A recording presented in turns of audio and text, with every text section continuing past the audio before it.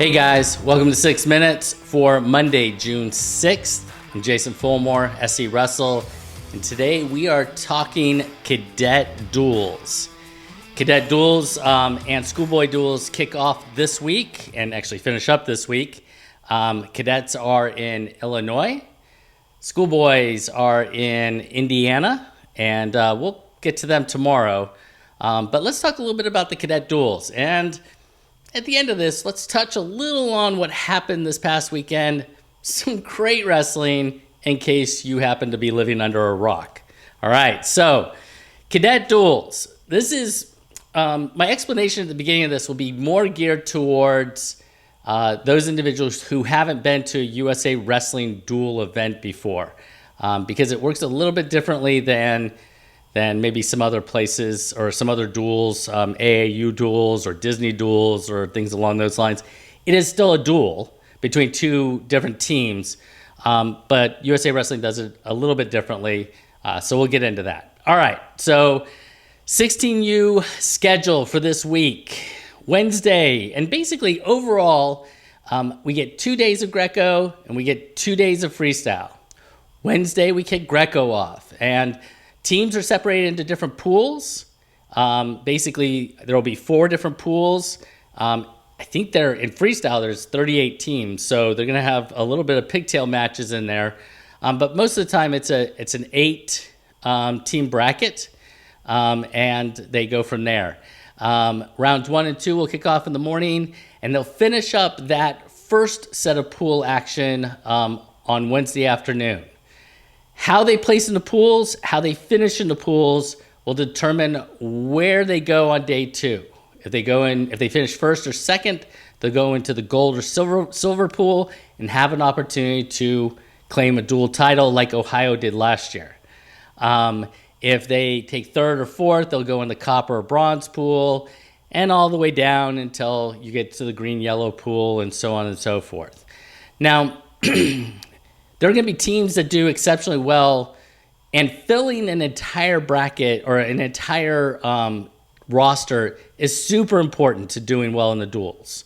Also, duels in USA Wrestling are a little bit differently because if you get teched, for example, in high school wrestling, if you get teched, it's 5 points and you get 0 for your team. But in USA Wrestling and Freestyle and Greco, if you score, you'll earn a point for your team, which can be huge as you see these duels play out and they get down to 36-35 and some very close duel matches. So keep that in mind as we go through this. After they do day 1, day 2, we go through it, crown a Greco champion, and then we do it all over again starting on Friday for freestyle. Freestyle will be a little bit differently because there's a few more states that participate, but not many more. Let's jump to the states and take a look at that. So as you can see here, I think this is the list for freestyle. I didn't break it up between freestyle and Greco. There will be a fewer teams in Greco, but we're still going to have a lot of teams. And one of the things that you may notice is that we have red and blue squads. And really that's up to the coaches of the team to decide how they want to move their team around. Do they want to put all their hammers on one team and that be the blue team or the red team?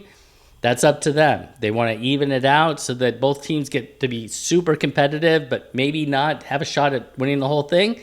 That is up to them. I was the team leader for Team Florida a long time ago for the cadet and junior duels, and our philosophy was very much like Coach Stacey Davis's philosophy last year for Team Georgia, and that is we went to win. So the other team might have had a hole or two, and they wrestled as hard as they could. Still got some incredibly good matches, but we're competitive and we're there to win, and expect that to happen, at least with Team Georgia this year, who has a ton of cadets, and we'll get to that in just a second.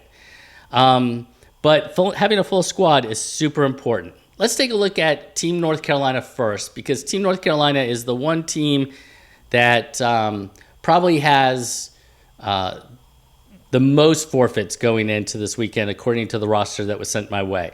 Now, what that means basically is this. In the team race, in the duels, they're probably going to struggle. Okay, they're just not going to be able to make up for forfeits that occur at 88 pounds or some of the other different weight classes, 182 in there, 195 in there, so on and so forth. But that doesn't mean that. I think it was last year where Team Alabama might have struggled in their 14 U's, but Bradley Williams went unbeaten or had one loss. So this is an opportunity for Samuel Aponte, Cameron Curva, Ethan Brownlee, a couple of the other real hammers on the squad to get some really good matches and see how they compare against some of the other best kids around. All right? So let's jump now to Team Georgia. And Team Georgia, there's 30 kids on this roster. There's just absolutely no way to talk about all of them. But at first glance, both Georgia Blue and Georgia Red should be really good. They should be really good. They're going to be very competitive. And don't be surprised if Team Georgia Red is the A team, quote unquote, for Greco, and that gets changed up for freestyle because certain kids wrestle better in Greco than they do freestyle and vice versa. So, I don't even know where to start with the dual roster for Georgia.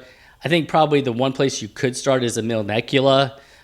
He is a Pan American champ, back on the 16U dual roster. He's going to be super important to, especially in Greco, to how well Georgia does. All the way through, Georgia's going to be tough. From top to bottom, they're going to be tough. Without seeing the rosters, which haven't been released by the other states yet, it's hard to pick out specific matchups yet because we just don't know who is going to be for Team Ohio or Team Pennsylvania or Team Oklahoma or Team California. We just don't know those yet. But expect this team to be competitive with anyone that they go out there with. So really looking forward to this team wrestling. I fully expect that you're going to see several unbeaten wrestlers. What's also going to happen is that there's going to be some really good wrestlers on this team who end up 4-3. Okay, and the reason they end up 4-3 is because the team itself ends up in the gold-silver pool. It ends up against the absolute best. We're talking about Fargo All-Americans this coming summer that they're wrestling, for 5th and 6th place or 7th and 8th place or 3rd and 4th place or wherever they end up in the gold and silver pool, maybe 1st and 2nd place. But they're going to have super tough matches. So as I've said all along with all the 6 minutes I do, not all wins and losses are created equal. So just because you walk away with a 4-3 record doesn't mean the same as somebody who walks away with a 7-0 record. 7-0 record might have wrestled great, but you have to keep it all within perspective. All right, so let's jump over now to the Florida cadet roster. And, Florida's tough all the way through. But if it were up to me, the way I look at this is that from 100, starting with Lincoln Sledzanowski, who I believe made a world team for 16U, Greco, maybe both styles, I'm not 100% sure, all the way through Anderson Heap at 132, they're going to be super tough. Super tough. They're going to be tough at all these different weights. But 100 to 132, they're going to be lights out. Okay? Now, how those matchups occur, and, if, say, Liam Davis happens to lose a close match here or loses a close match or somebody else loses a close match there, it could come down to an Eric Hodge or a Shannon Davey or a Sawyer Van Ryder to really step up and win a close match and an important match to push Team Florida through to the gold-silver pool. It's going to be really interesting. You're going to watch some really good matches this coming week. All right, Team Alabama. I made mention of Bradley Williams before in the segment, and really, he and Brody Christmas and Stone Phillips, Wallace Blue has Fargo experience. They're going to be the key. All right. They have an anchor down below at Willie Cox, who is a returning 16U or Cadet Fargo All-American.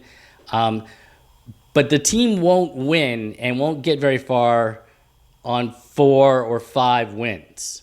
It's really going to come down to how well the team does as a whole to see where they end up. All right, and last but not least, let's take a look at the Tennessee Cadet roster.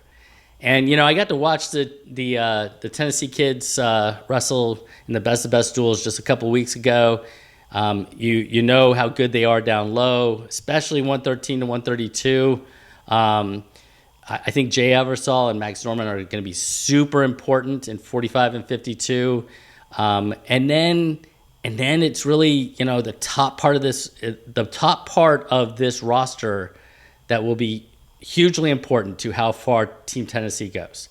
This is all my opinion based upon what I've seen and some experience that I have as far as coaching and different things like that. But regardless, it's a really great experience, an opportunity to get 6, 7, 8 matches over the course of a Greco tournament and 6, 7, 8 matches over the course of a freestyle tournament. If you're looking to place in Fargo, this is a great opportunity to put yourself into that position. All right, so make sure you tune in. Track Wrestling has all the brackets, and they'll start loading the rosters here within the next day, and then you'll start seeing the pools, I think, maybe Wednesday morning, maybe Tuesday night, and then you can watch all the wrestling on Flow Wrestling if you have a subscription. What else do you need to know today? Well, it was a busy weekend in Geneva, Ohio. I'm going to pull up this slide for the U20s and U23s. We have 3 that have ties to the Southeast.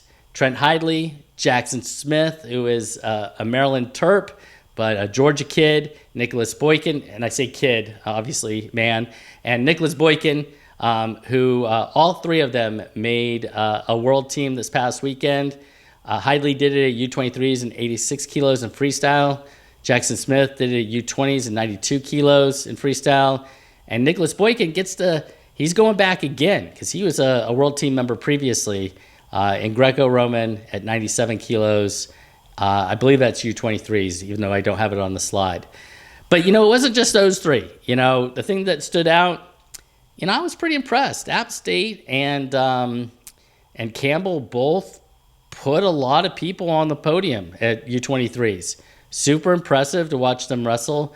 John Miller made the finals at 70 kilos. Ended up losing, but made the finals. And if you just look down the list, there's some impressive wrestlers that made the podium. Vincent Baker took second at Greco at 87 kilos for U23.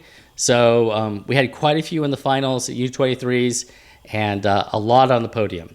Down in U20s, Noah Pettigrew made the finals opposite Ben Cuter, but lost in his best 2 of 3 at 97 kilos. And then, 70 kilos, just a super fun weight to watch. Cody Chittum lost early, had to come back through, actually beat Caleb Henson. So those of you that weren't watching this weekend, pull it up. Go watch Cody Chittum and Caleb Henson go head-to-head. You want to see 2 of the best kids in the Southeast go at it? That's your opportunity. And then the last thing I would say is Dane Dalrymple of Christian Brothers in Tennessee, now at UTC. He made the finals in Greco at 63 kilos.